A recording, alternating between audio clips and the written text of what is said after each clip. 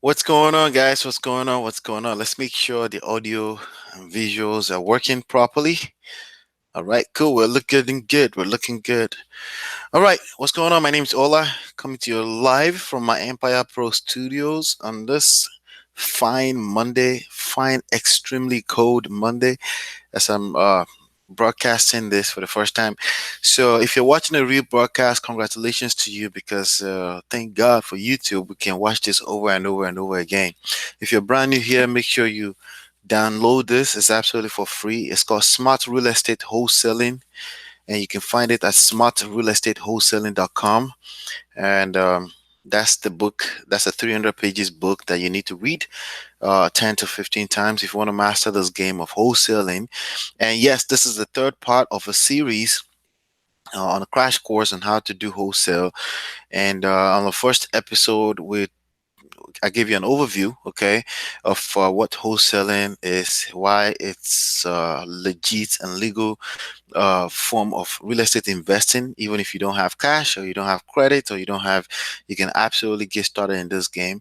If you don't have cash, chances are you have some time, and you can invest time into this and make a very lucrative sums of income.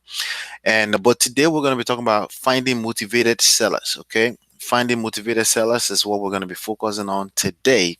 And as a matter of fact, I'm calling it my $82,000 deal formula. So how did I find that particular deal? On the second episode, we'll talk about finding the leads, and that leads to the deals, right? So we talked about that, but on this episode we're diving in a little bit deeper. We're digging a little deeper into how to find motivated sellers. Okay, because the truth of the matter is that the rule of the game is motivated sellers. So we're going to talk about that. I don't know if you've been in this game long enough, but you've probably encountered a situation where somebody says they're not going to give away their house for free. Right? We're going to talk about that. But before we get into all of that, what is wholesaling? I think I should take 30 seconds to define it and explain what it means to you in case you're stumbling on this video for the first time. If you're stumbling on our video for the first time, make sure you subscribe. But more importantly, make sure you start from chapter one. Okay. But what is wholesaling? As a refresher, in case you're watching it in the right order, wholesaling is basically the art and the science. It's both an art and a science of finding deeply discounted properties. Okay, that's it. That's really what you need to do or learn how to do in order to make money with this game. Everything else is a bonus. Everything else is a little bit advanced, but everything else can be offered to you for free when you master the art of finding deeply discounted properties. If you master the art and the science of finding deeply discounted properties, then everything else is very easy. People will pay you handsomely for the rest of it. People will pay you brilliantly for just the for learning how to do that. Okay, so and that's what we focus on here. Okay, sorry, somebody's opening the door, so I'm a little distracted, but I'm back to you. All right. So that's what wholesaling is. Okay. There are other aspects of it. Once you find deeply discounted properties, right? There are other parts of it that you focus on, like for example, finding cash buyers, like for example, finding uh learning how to write the contract, learning how to whatever, all those things are extras, all extras you will learn how to do with experience in this game. Okay. But the truth of the matter is that you don't need again to engage in wholesaling and start making 10, 20, $30,000 and up to $82,000, which is my highest. Okay. You don't have to have any cash, any credit, or any experience. You just need to have some kind of will, of course, right? Desire, a strong enough desire, and you need to be in the right place in the right time. If you're watching this video, you're in the right place at the right time. So I wanted to share that with you real quickly. So with that being said, we're going to dive into a little bit of a formula. I want to give you a formula because once you encounter people, start encountering people, there's a little formula to making this work. And I want to share that with you on this video. Now, before I get into deep, How much can you lose in this, in the game of real estate investing? How much can you lose? Yeah, that's a question to you. You can lose everything. Okay, so it depends on where you're coming from, depends on your, on who you're surrounded with. It depends on like about 1,000 zillion different factors. But the most important part of that is you as a factor in this game. Okay, you as a factor in this, that's what it depends on. So I wanted to make sure that you're very clear on that, that you understand how that works. Okay, the it can be a risky game, but that's the more important reason why you must learn wholesaling strategy, because the most edge you're going to have in the game of real estate investing is in wholesaling, because you really don't have to invest anything to make some money. Okay, so if you make $1,000 wholesaling real estate, your return on investment is infinity. Okay, yeah, I know you may have spent some money on driving for dollars on gas. No, I'm not going to count that, because people that invest real money in actually buying real estate have to do that as well in a lot of ways.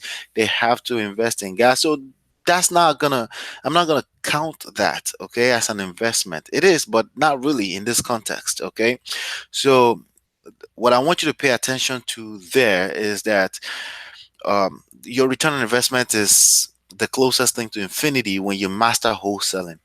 Also, when you master the skill set of wholesaling, it's the best way for you to find your next deal in case you decide you want to fix and actually flip, like you want to buy, fix and flip. If you want to buy, the best way to find out is to learn wholesaling, because you can actually say one out of every wholesale deal you will actually want to buy it and flip it. It doesn't stop you. It actually it enhances everything else you got going on. If you want to buy, fix and hold, it's the best way to find the best deals as well too. All right. So it's very important that you note that. I wanted to add that before we dive into today. So the number one thing to finding a deal, okay, the number one thing to finding a deal, number one prerequisite to finding a deal is to find a motivated seller. You need people, you need a person who is motivated to sell. But most of the people you're going to encounter, most of the leads you're going to encounter in this game are not going to be motivated. Okay? They're not going to be motivated. Doesn't mean they don't want to sell, but they're not motivated enough to sell at a deep discount. Okay?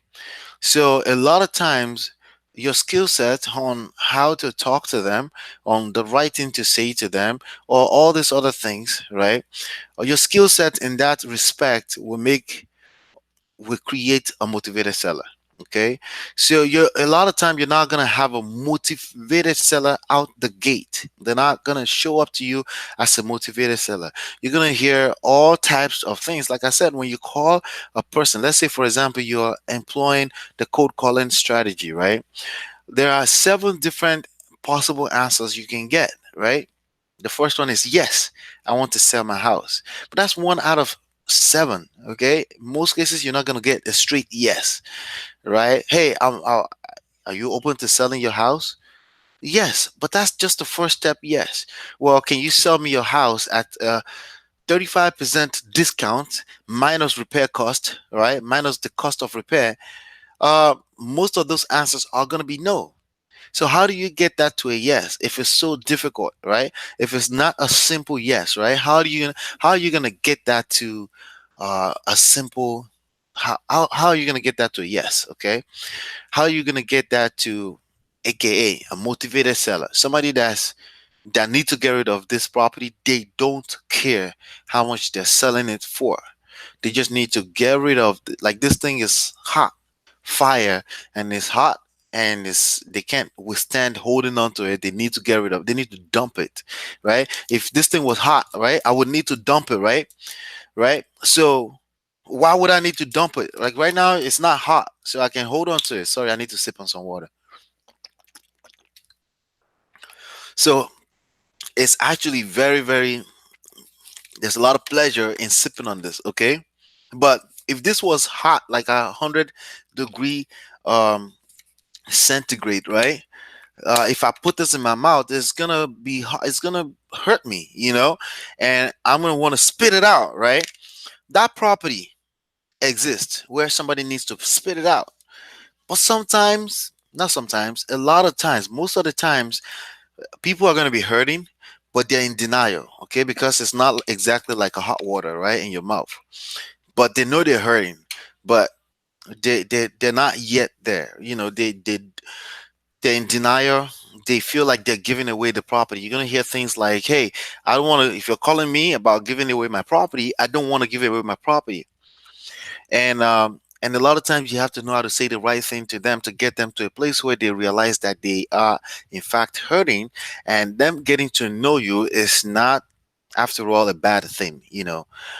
But you need to learn how to say certain things the right way in order to get them to that point.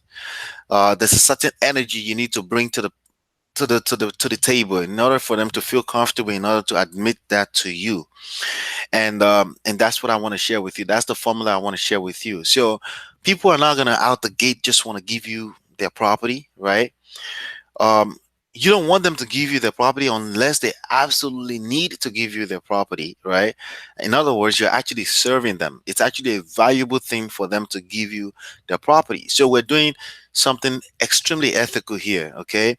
Yeah, the information I'm going to share with you, you want to be careful with how to use it, all right? Because you can actually use it for evil, okay? But no, I'm teaching you how to use it to actually help people, help them get rid of a property that's actually hurting them. Okay, help them spit out a property that's actually hot, that's hurting them in the mouth right now.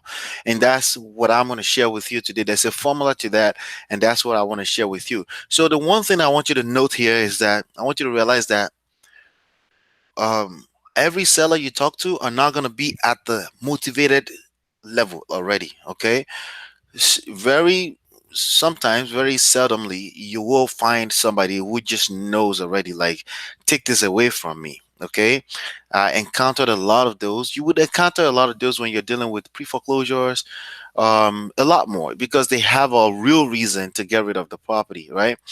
Or a pre-foreclosure where they are underwater, right?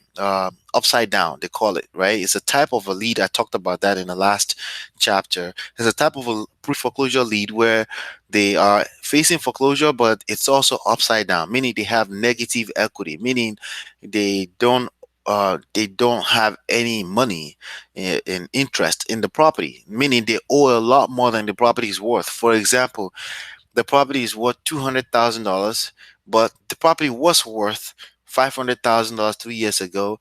They bought the property at 450, but now today the market is hurting, so the property is worth only $200,000, even though they owe $450,000 on that property. That means if they have to sell that property, not only will they have to sell at 200,000, they have to put an additional $250,000 out of pocket to satisfy the sale, because the mortgage company that they owe 450 to will take the 200, but then they need additional 250 to allow the sale to go through. That's called upside down. That person knows that they need to get rid of the property, but sometimes some of them are still in denial. See, value is an opinion. The value of a property is an opinion, okay? But it can be a professional opinion based on the data in the marketplace, within data of sales data in the marketplace within a period of 6 months, last 6 months, and within a 1 mile radius, right, of that property, subject property, right? So these are reasons why people would need to get rid of a property. All right, people may need to get rid of a property based on that. So it's very, very important that you understand that not everyone will be like right there. Most people are not going to be there, but if you're in this game long enough, you're going to stumble into people that just knows that, yeah, I just need to get rid of it, right? And because you're in the game long enough, you're going to get lucky like that. I have another video on this channel called getting luckier in the game. It comes with consistency. You have to be consistent in order to get lucky like that. But in most cases, you're going to encounter leads and prospects that are in denial. So there are a couple of things you need to learn how to do to get them to the motivated level. Okay. All right. So let's get into the formula. The first on that list is an M that stands for motivation. Okay. The M stands for motivation. Motivation. All right. So let's talk about motivation really quickly. Motivation is Everyone that's trying to sell has a motivation. They have a motive. All right. So, and you need to find out what that is. That's the first thing you need to find out before you even know how many bedrooms, before you know how many bathrooms, before you know if there's a garage, before you know what type of neighborhood is it, before you know if they actually hold too much money. You need to find out why, in their own words, why do they need to sell? What's the motive, right? The first question is that, depending on who you're calling, depending if they call you, if it's inbound or outbound, right?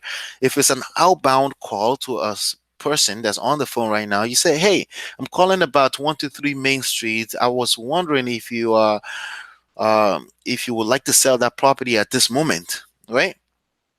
And you need that to be a yes. Okay, if it's not a yes right away, you need to turn it to a yes. If it's very negative answer, like, "Why are you calling me? Don't call me ever again," then obviously hang up and keep it moving. There are seven possible answers there. There's yes, there's no, there's maybe, there's if the offer is right, there's how did you get my number? Right? How many is that? Yes, no, maybe. If the offer is right, how did you get my number? That's five, right? And there is there's fu, of course. That's the sixth. There's another seventh one. But I have another video on that. Okay, the bottom line is that all six minus the negative, like extremely negative one. If somebody is extremely negative, you need to spit them out as fast as you can, because you're human and you need your positive energy all the time. But the other five answers can be turned to a yes. You have yes, but you can turn a no to a yes. Actually, you can turn a maybe to a yes. You can turn if the offer is right to a yes. You can turn right. You can easily say, if they say if the offer is right, if the offer was right, how much are you willing to accept? Right? To accept. Basically, we have another video on that. But once you turn it to a yes, the next question is that, why do you want to sell? Right? Do you mind if I get some information on it? Okay, why do you want to sell? Oh, I'm moving. I'm retired. Well, the property is underwater right now. We're owing way too much on it. I don't know. I'm looking for someone that'll be able to do a short sale. Some people already know what they want to do. Some people don't even know what that is. Some say, "Nah, we're trying to sell, but we owe too much on it." And they say, "Oh, that's okay. Well, do you want to sell?"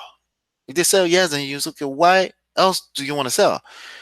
Okay, because you owe too much on it. That right there is a motivation. You need to write that down. You need to keep it in your back pocket before you continue the conversation, because you're going to find that information very useful along the line. Because again, when a motivated seller is motivated, sometimes they don't stay motivated. Sometimes you have to remind them the original motivation. Why do they want to sell? So you need to find out the motive, the motivation, why, why, why do they need to sell? That's the first key. That's the first information, the first variable in the formula to find a motivated seller. They must have a motivation in the first place. So sometimes they, oh, they just want to sell. No, because I want to make money. Money is not a motivation. Okay. Money is not a motivation. Okay. I want to make money. It's a motivation, but not really a motivation. But it changes the dynamic of the conversation. If they say, because I just want to make money, or if you want to make money, okay, that's a different, then we must be looking to get you highest and best offer. Have you considered listing this with a real estate agent? That's the next question. You really can't offer that person a price that will allow you to get a deep discount. You have to now switch your hat to, hey, let me solve your problem. You should always be in that mode anyway. You should always be wanting to solve a problem. So the problem now is that they want to make money. Help them make money. Help them get highest and best offer. The problem is not running out of time. They have time. Okay. So because they have time, they don't have to buy into your deep discount offer. They don't have to buy into your low ball. That becomes a low ball offer. See, low ball offer becomes a low ball offer only when people have time. If they don't have time, your lowball offer is not really a lowball offer. It's actually the market value offer, so they can sell now because they don't have time. Okay, so again, we're talking about dynamics between when you're talking to a person for the first time and turning them to a motivated seller. This is the formula to turning a person to a motivated seller, because most of the leads you're going to encounter, most of the prospects you're going to encounter are going to be in denial. They're not going to come out the gate being a motivated seller. Okay, so the first on that list is motivation. Okay, all right. So after you find out they have a motivation, you now need the KLT factor. Okay, so those are all three different variables that you need in order to make this to happen. Okay, it's called KLT, and it basically stands for know, like, and trust. Okay, know, like, and trust. The know is kind of taken care of depending on what kind of marketing channel or marketing strategy that you use. Okay, basically, when you say my name is Ola, I'm a real estate investor in Newark, and that's knowing. They know you. They need to know who you are, because if you don't say that first, they're gonna be like, "Who you? Are you a realtor? Who is this place?" They ask you that question. Well, give them the answer. Let them get them to know you. Okay, so that's a simple answer. Now, if you're using Facebook marketing, if you're using any type of remote strategy, you need to do a better job at that. Okay, so for example, if somebody is seeing an ad on Facebook, they need to, Ola is a real estate investor who has been in the game for 15 years. He's helped a lot of homeowners because he has a lot of cash. He has access to a lot of cash to close deals fast, 7 to 10 days. And a lot of people have been on the brinks of losing their property, and it's helped them save their credits by buying the property quickly out of their hands. Right, so that's knowing. Okay, now that's the next factor, motivation, right? And then the K, the knowing. They need to know who you are with respect to what you do and how you pose to solve a problem, how you're a professional that can help them solve their problem. You're not some kind of person that doesn't know what they're doing. You know what you're doing. Even if your first deal, you still know what you're doing. What you're doing is you're calling somebody that you can help get rid of or dump a property that they don't want. Does that make sense? That's not what agents do. An agent help people get highest and best offer. Realtors help people get highest and best offers on their property because the homeowner ideally should have time, at least 60 to 100 days to put it on the market properly, and they should be willing to pay a commission to an agent. You don't make money from commissions, okay? No, you make money from an investor who you've helped secure a contract on a deeply discounted property. That's what wholesaling is. Okay, you go to a property, you say your property is worth $100,000 with the right exposure and time to the market. Okay, but you need to close, you need to sell now, you need that cash right now. Well, I can solve that problem. How much work does your property needs? It needs $10,000. Okay, well, this is my offer. This is my all cash offer. We can close in 7 to 10 days. $55,000. How did we come up with that number? Well, it's $100,000. 65% of that is $65,000. We need to fix it. It's going to take about $10,000 to fix it. So 65,000 minus $10,000, $55,000, because we have to make profit, and there's holding cost, while we're working on the property. So that, we can get you $55,000 cash immediately. And they say, yes, right? That's ideally, right? But if you're going to an agent, you go to an agent, you say, you know what? Property needs work, about $10,000 work. I'm going to spend that $10,000, put that $10,000 into repairing the property. So that's going to take, I don't know, maybe the next 3 weeks, right? So now I need to have at least 3 weeks. I can't be in a situation where I need cash now, right? So 3 weeks, I got 3 weeks. I put the work in, $10,000, right? And then we're now listed on the market. We should have room for 60 days minimum if it's priced the right way. Then I go to a realtor. Now, in addition to that $100,000, I have to pay the realtor 3%, right? So now, in addition to 3 weeks, I need $3,000 in the deal. Okay, then I get, if everything goes right, I make $100,000 minus $3,000, right? Minus $10,000, minus $13,000. So we end up with, a net of 97, no, $87,000. So you can save them all of that pain, right? You trade that for 87 minus 55, right? That will be 32. So $32,000 that basically they pay you for saving them whatever they need that cash for right away. Can you make $32,000 from that? Yes. Can you make 22? If you make 10, would that be okay? That's what we do. That's a little bit different. So again, there's motivation, but there's no. Now there's like. They must like you, must get them to like you. So they might, my key formula to getting people to liking me. Let's talk about liking people, right? Because again, motivation, no, which is K, right? Like, you must get them to like you. People are gonna be like, if the offer is right, so all right, that's okay. I'm willing to give you the offer that will satisfy you. Can we talk about that? You see, you need to acknowledge, right? And then ask them a question. Okay. See, if you're interested in people, you become interesting. Okay. The people that are interested in people become the interesting people. Okay. And that's how that works in the world. Okay. So if somebody say, yeah, yeah, I mean, it depends. I'm not willing to give it away if the offer is right. If you're talking to a homeowner, right? And yeah, are you open to selling your property at this moment? And say, um, and they pause a little bit, right? The skepticism kind of kicks in, and you're like, I mean, just tell me, you want to sell? No, it sounds like it's a yes. You want to sell? I'm looking for a property to buy right now. He said, yes, if I mean, if the offer is right, I mean, I'm not looking to give away my property. He said, okay, I can dig that. I can understand that. That's fair enough. So if the offer was right, how much is the lowest you're willing to go? If the offer is right on this property, I mean, can you give me an offer?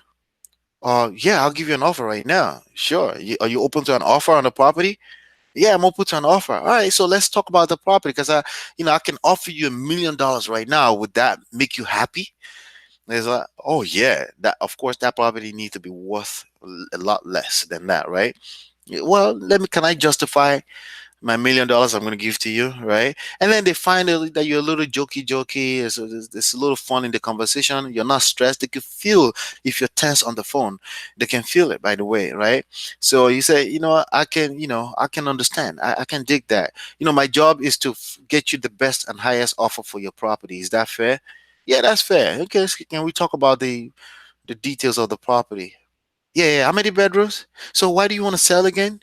So usually, sometimes, even though the real answer I need why they want to sell, the motivation right away, right? But sometimes I'll throw how many bedrooms just to throw them off a little bit, just to not sound like I'm looking for why they should be desperate, right? How many bedrooms? I write it down. They're like, okay, all right. Why do you want to sell again? Oh, then when I say again, basically I'm pretending like they've already told me, but you know, it's just again, it's just a word I throw in there to make it feel a little bit comfortable for them. But again, it all depends on the energy, the dynamics of the conversation. But the goal there is then acknowledge anything they're saying at any point in time and ask questions that are open-ended that will get them talking a little bit more. Don't just say how many bedrooms, right? Just don't start the conversation all the way like that. Say how many bedrooms again, and then make it conversational. Okay, that's the job. That's how you get them to like you. Remember, we're talking about getting them to like you. You need to acknowledge anything they say. If they say, well, my property is worth a lot more, yeah, I understand. I understand. Why do you think it's worth that much? That's an open-ended question, right? In the midst of the conversation, we have a whole lead sheet, by the way, in the back office area in 3pillarsystem.com. If you want to join, it's only $10 a month, and you have my mentorship for $10 a month. Okay. Not only that, I help you get rid of your deals.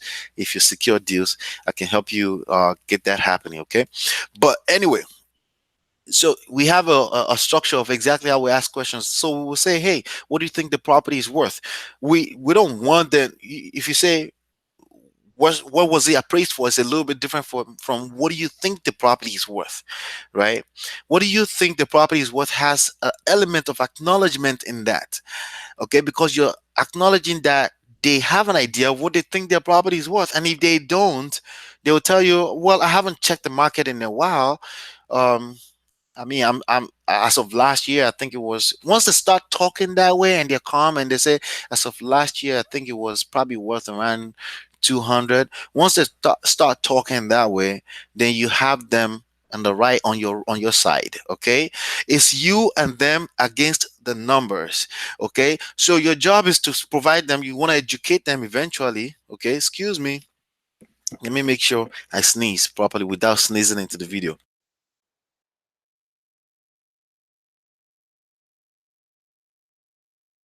All right. So you basically want the conversation to be conversational, like I was saying, and you want to bring them to a place where they feel open. They start feeling like talking to you. I've talked to people before, and like 15 minutes into the conversation, they're like, "Wait, how did you? I'm scared. How did you get me talking like this?" Right? Because you're good at being interested in what they have to say. So the way you do that is you ask open-ended questions. If you say how many bedrooms, of course you're gonna need to say that at some point, right? But if that's all the kind of questions you're asking, you're gonna be robotic. It's gonna feel like you're a robot, like you're some kind of machine, and it's uncomfortable. And say, I don't have time. Then you're gonna hear things like, I don't have time for this, right? But if you say, hey, I like the house, but I need to talk. I need you to give me some information. But when you say that, they kind of like position to give you discrete data. But then you go like, what do you think the property is worth?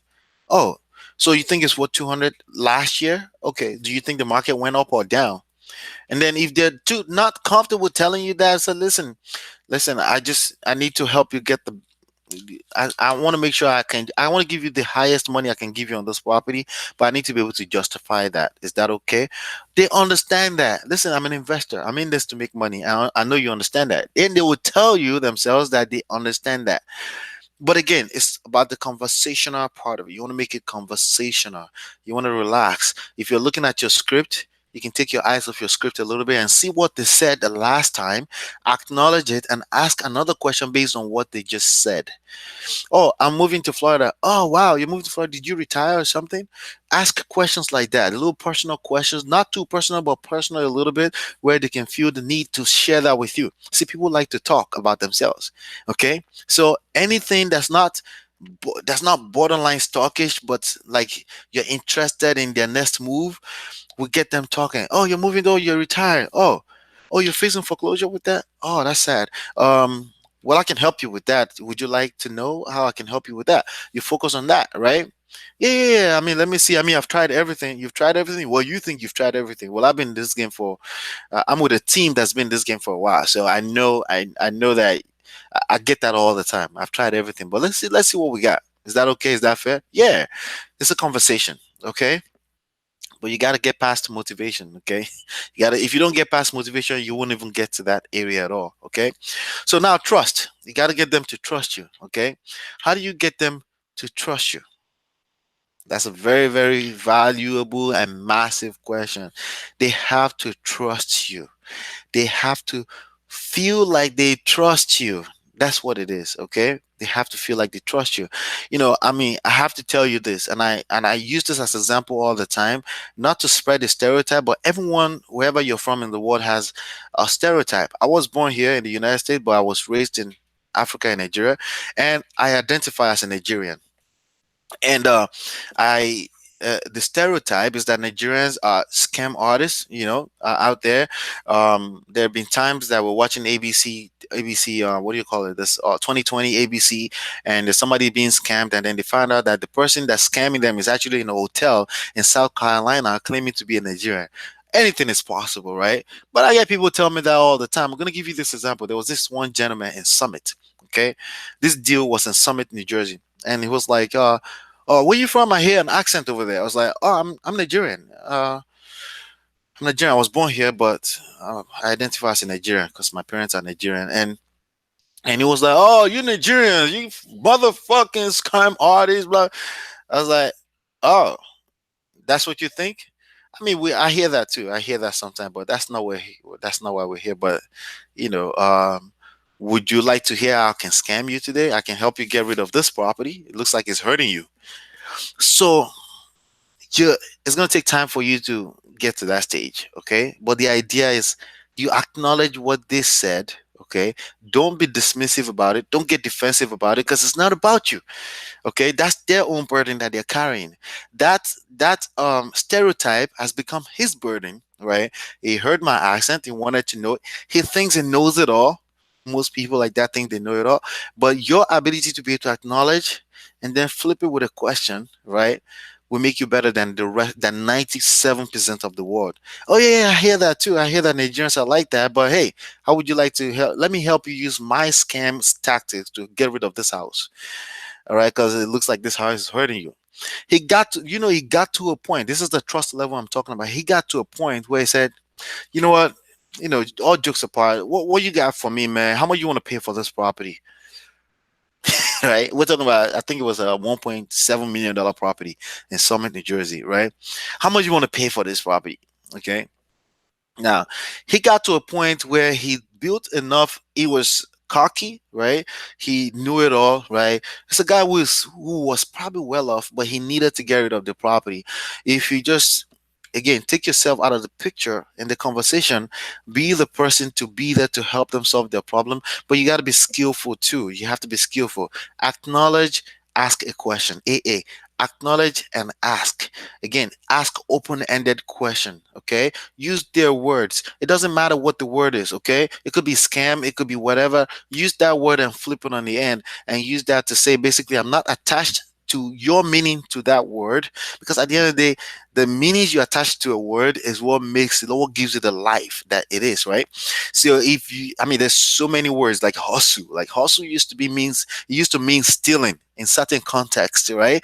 But now, because we've attached a different meaning to it, hustle means you're working hard and you're a lion who's out there to make a lot of money. That's what hustle means this day. The meaning you attach to words will give it the life, will give it the sense of life that it has. So if somebody is using the word scam and they're trying to use it to get at you, flip it back on them.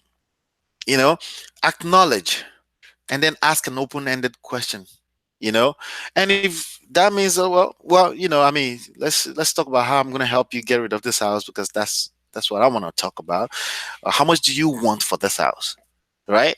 What do you want? Tell me what you want, because you're there to help them get what they want. If they think their property is worth $2 million, but it's actually a shithole, right? Um, like, don't go there and say, "Hey, your house is a shithole." If you tell them that, they're gonna be defensive, and they're gonna attack back, right? So don't do that. Okay, if you go there and they say their property is worth $2 million, it's worth $2 million. Oh wow, let me look at the data in your area, what's going on within 1 mile radius, and at the very minimum, maybe I can share some information about your property with you, even if you don't do a business together. I would love to do a business with you, right? So basically, you ask and you acknowledge. Okay, that's how you build trust. You do that enough times. Consistency is the number one key to your trust level, building your trust factor, building your trust equity with the conversation. It could be, again, digital, it could be talking to a person, right? Your consistency in doing this over and over and getting better. That's why you must do this over and over to get better with it, right? Your consistency in doing that is what builds trust. Basically, you're showing up every time. Showing up every time is directly proportional to how much trust equity you have when you're talking to a person, your relationship with a person. Okay, so that's trust. That's the second fact. That's the fourth factor. So we talked about motivation, like, trust. Motivation, know, like, and trust. Okay, and speaking of consistency, the next one here is follow up. Okay, you're going to talk to people, right? And they have to go, and you say, "Hey, can I call you back on Monday?" And say, "Yeah, yeah, call me back on Monday." You just call back on Monday. Don't prejudge. Okay, don't prejudge that they're not serious or anything like that. Just make it a part of your system. That's the way we set up automation, to remind us. Again, automation is the second pillar in this game. If you're using my step-by-step formula, which you can find at 3pillarsystem.com, the second pillar is automation. The first pillar is value. Everything we've been talking about so far, motivation, knowing, like, trust, is how you bring value to the table. Automation is when you have things to help you facilitate giving that to the people, which is the third pillar, people, right? So let's talk about this real quick for a second. So the automation of follow up, you need to be following up with people, because following up is another way for you to showcase that you're consistent. Okay, if you're consistent, you build trust factor. Okay, you build trust equity. So if people trust you, they'll do business with you. So that's KLT, KLT, trust, follow up. Okay, so KLT, trust, follow up, follow up at least 3 times. Okay, follow up at least 3 times in a row before you drop that person into another list and you keep moving to other people. That's basically the follow. The consistency factor in there is directly proportional to trust, because remember, before you can be consistent, you have to commit, and then you're consistent, right? And that's how you build the trust factor, all right, that help people get to a place where they start telling themselves the truth and say, "You know what, I need to get rid of this piece of crap, this house, and I think Allah is the one that can help me." And you get them to know you, like you, trust you by following up with them consistently, right? And then before you know it, they're gonna be your friend. They have your number saved. They know your number when you call. So two things can happen when people know your number when you call. They're gonna be like, this guy is an AO and block you, or they're gonna be like, you know what? I trust this guy. He's the one that can help me. All of that is something that builds over time psychologically for them to trust you enough to say, you know what, let me tell myself this truth. I need to get rid of this property. Sometimes that takes time. Part of the factor in building trust is time. That's why you're showing up all the time. So some of that takes time. It's like 3 months later. That's why you shouldn't shy away from following up with people 3 months, 6 months from now. There's a lot of deals that can come from following up with people. Create a system that allows you to follow up with people. All right. So that's something I wanted to share with you today. The last but not the least of this formula, okay, is actually something that's already there for you. And you can note this and add this to your back pocket. Okay. You can't say the wrong thing to the right person, and you can't say the right thing to the wrong person, especially if there's a motivation. Okay. If you don't, now this rule is not applicable if there's no motivation. If the motivation is only just money, uh, then this rule is not really applicable. Okay. But once there's motivation, you could say all the wrong thing. This is my encouragement for you. You could say all the wrong thing, and this person still want to do business with you. As a matter of fact, the energy that built the KLT factor, the know, like, and trust equity that you have with this relationship, had nothing to do with you doing the right thing. Okay, this person just happened to be the right person. They have the motivation. They have to dump this property. They have to get rid of this property. And because you've created enough exposure and the one that you're showing up all the time, you're following up, again, you could be saying the wrong thing. This person will want to work with you. That's why I laugh at people that sometimes they say, oh, but my accent, your accent has like zero factors. Take that from me because I have a strong accent. It has zero factors. It's about you showing up to the table to the right person. If you have a targeted market with the right motivation, right motive to want to sell, you will have a motivated seller in your hand. And when you have a motivated seller in your hand, you cannot say the wrong thing to the right person, and you can't say the right thing to the wrong person. If you're saying the wrong thing to the right person, they still want to do the deal with you. Either way. Does that make sense? They still want to do it. If you say the right thing to the wrong person, it doesn't matter how right or what you said, how right it was. They want to get rid of you. They can't stand you because the motivation is not there. The motivation is not there to want to sell. So you can say all the right things, say the right thing in the script, the best script in the world, and say it in the right order, the right pace, the right posture, right? You can say all those things, but because that person is the wrong person, specifically because there's no motivation. So the first factor, the first variable here, motivation is the most important. That's how you get that with consistency. You will get motivated sellers. They will use you over and over and refer other people to you. So remember, this is my last word for you. You cannot say the wrong thing to the right person. You cannot say the right thing to the wrong person. The most important factor in all of this and finding motivated seller is motivation. There must be motivation and consistency, okay, in your operation, in your process of how you do this, right? Those are the two things. The KLT factor by default will build itself. I gave you some tips on how to build it. Acknowledge and ask open-ended questions. I already gave you that. But in addition to that, remember, you cannot say the wrong thing to the right person. It's just impossible. If there's motivation and you're consistent, you will find enough right people and you will close lots of deals. Okay, especially if you have the three pillars, which is value, which is basically motivation. When you find out motivation, you can give value, right? Automation, consistency, doing it over and over, taking yourself out of the picture and using the gadgets that we have today, the devices that we have to do this business. Very simple ways, right? If you have a smartphone, you can do this. And people, you need people. You need motivated. Actually need people. You need to reach out to tons and tons of people. So that's what I have for you on this episode. Don't forget to come back here for part 4. This was part 3. Make sure if you're stumbling into this, make sure you watch part 1 and part 2 in its entirety. Okay, and make sure you join us in the mastermind. It's only $10 per month. It's called the 3 Pillar System. Just go to 3pillarsystem.com to find that information. But if you want this book, it's absolutely free. PDF is absolutely free, and you can find it at smartrealestatewholesaling.com, and that would also lead you into 3 Pillar System if that's what you want.